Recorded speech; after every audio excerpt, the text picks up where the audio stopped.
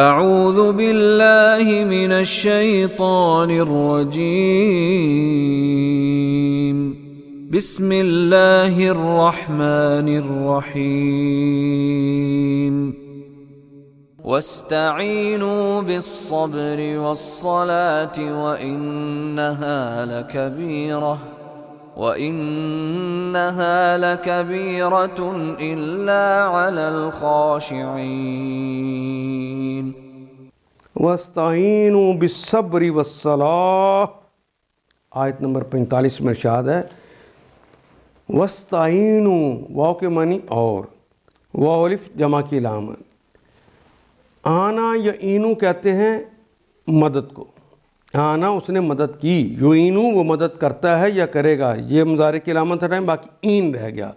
اور الف سین تے یہ تو کہتے ہیں طلب کرنے کے لیے۔ استسقا، سقا کہتے ہیں پانی کو، الف سین تے لگ گیا، میں طلب کرتا ہوں پانی۔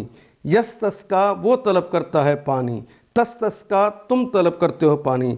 استعینو یہ امر کے لیے آ گیا شروع میں کہ طلب کرو، این مدد، واو الف جمع کی علامت، واستعینوا این طلب کرو یعنی مدد طلب کرو، بالصبری بے کے ساتھ، صبر کا کلمہ تو اردو میں بھی استعمال ہوتا ہے، الف لام خاص کرنے کے لیے، بالصبری صبر کے ساتھ، والصلاۃ اور نماز کے ساتھ، صبر اور نماز سے مدد لو۔ واستعینوا بالصبر والصلاۃ، اللہ سے جو مدد طلب کرنی ہے اس کے لیے دو ہتھیاروں کا ہونا ضروری ہے، صبر بھی اور صلاۃ بھی۔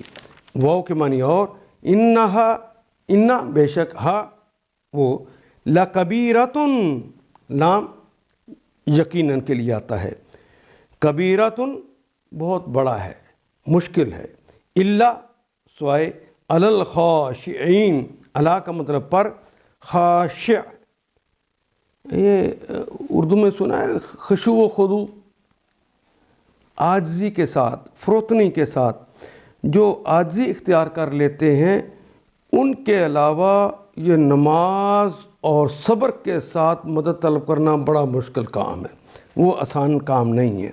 تو لیکن اگر نماز اور صبر کے ساتھ تم کرو گے تو صبر اور نماز سے مدد لو، بے شک نماز ایک سخت مشکل کام ہے، مگر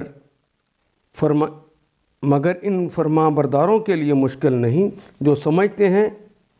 ان آیات کو ایک دفعہ پھر تلاوت خود کیجیے، عربی و مبین پڑھتے ہوئے دیکھیے کیا بات پوری اندر اتر رہی ہے، کیا یہ اردو کے سانچے میں ڈھلتی گئی ہیں عبارتیں۔